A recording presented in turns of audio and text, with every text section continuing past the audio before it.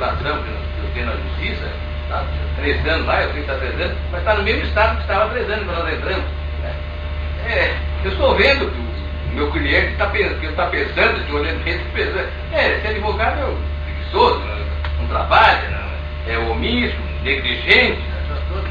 Então o que acontece é isso mesmo, quer dizer, os juízes erram e nós pagamos, nós é que pagamos por esse erro. De maneira que isso não pode, não deve continuar assim. Machado de Assis, com aquela sua finura que todos nós conhecemos, dizia que lembrar dos mortos é uma maneira de orar por eles. É a maneira que vamos aqui também lembrar um fato recente, na semana retrasada, morreram 2 ilustres advogados do Rio Grande do Sul, o professor Couto Silva e o Dr. Jamil Leite. Coincidência ou não, os 2 morreram do coração. E por uma casualidade também, uma coincidência, eu falei com os 2, praticamente 2 dias antes de falecerem. E tive uma longa palestra com o Dr. Jamil Leite, numa cerimônia que se realizou aqui na Associação de Jornalistas de Imprensa, e que nós comparecemos. E eu tinha uma afinidade muito grande com o Dr. Jamil, porque começamos a estudar no mesmo colégio, frequentamos a mesma faculdade, trabalhamos durante 30 anos no Diário Notícias, e a nossa vida profissional foi mais ou menos paralela. Mas essa conversa foi muito cordial, muito longa, né? E terminou tratando da situação atual do advogado. E ele chegou à mesma conclusão que eu, que jamais o advogado teve tantas dificuldades como agora, com esses 2 monstros em cima dos ombros do advogado, que é a demora processual e a direito alternativo. E ele dizia que também ele sentia na vida profissional dele esse peso tremendo, né? Gerador da insegurança, da intranquilidade. E ninguém pode fazer nada contra isso, né? Então eu resolvi também fazer um estudo mais ou menos aprofundado sobre o direito alternativo. E cheguei à conclusão até estarrecedora, porque o direito alternativo nasceu na Alemanha. Um sinal de juízes nazistas, um sinal de protesto contra a derrocada do regime nazista na Alemanha Oriental. E visava dar ao juiz o direito de decidir, de julgar se lei, fazer a lei, para poder absolver os nazistas que estavam sendo processados pelos tribunais da Alemanha. Mas lá eles não tiveram grande desenvoltura nesse direito alternativo, porque enfrentaram, tiveram pela frente um governo também terrível, né, violento, né, de maneira que eles acabaram mesmo, os juízes alternativos descuidaram, alguns mataram, outros demitiram, acabaram com o negócio, cuidaram por completo.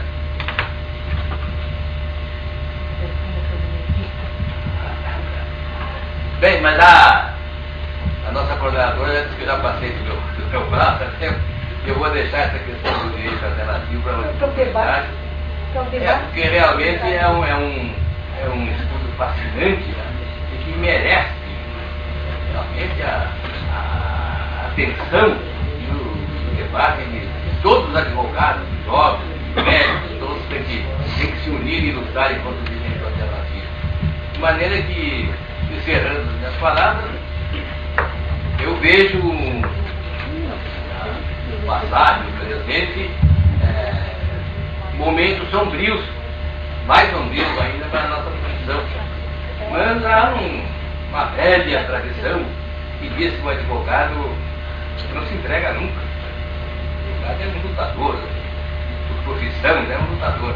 De maneira que, apesar de todas essas dificuldades que nós estamos sentindo, e que talvez ainda vão se evoluar para o futuro próximo, no fundo de nossa consciência ainda deve ficar um choreio, uma esperança que eu diria ali na terra.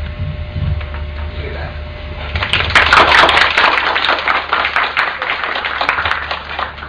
Então, evidentemente,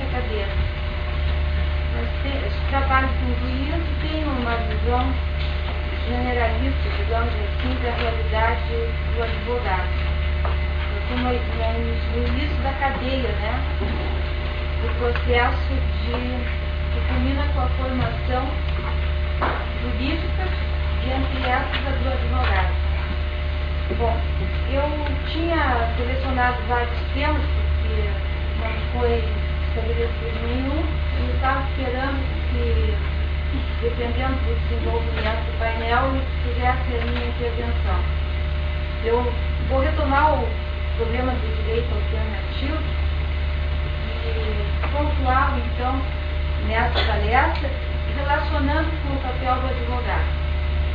Eu peguei o jornal da Ordem de abril de 92 e vejo ali que nós nos preocupamos em fazer um inventário da realidade brasileira, que não é diferente da realidade latino-americana, que não é diferente da realidade do terceiro mundo, e se colocasse como pano de fundo o problema da onda neoliberal, eu estaria basicamente colocando o dilema do advogado, ou a crise do advogado, como sendo uma crise do sistema.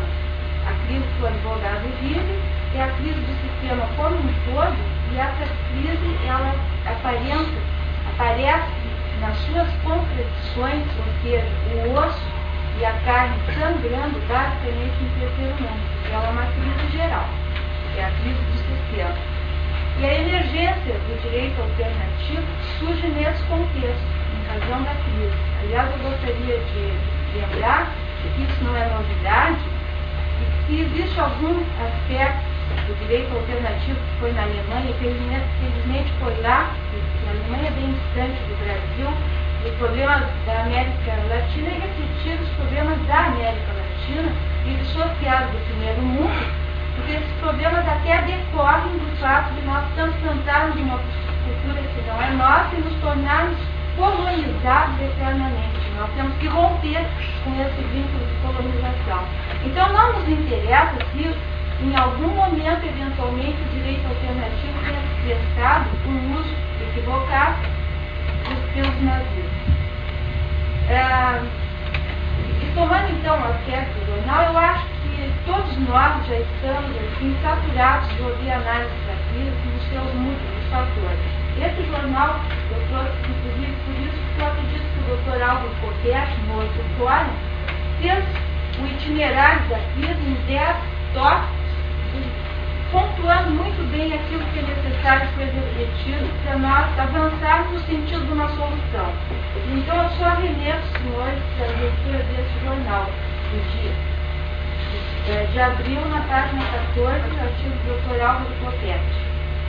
Bom, então, retomando, a partir daquilo que a doutora Wanda também disse no início, sobre aspectos mais cruciais da proletarização do advogado, e partindo daí, para que o advogado advoga hoje na sociedade e que apenas 30% da população está integrada no mercado, significa dizer que nós convivemos com 70% de uma população que é excluída dos bens da produção. Ou seja, se tem acesso, o acesso é precário. Bom, é justamente esse segmento hoje que necessita do acesso à justiça e da justiça material. Então eu coloco como um problema estrutural aquilo que o advogado vive hoje. Para quem ele advoga, de quem ele cobra honorários.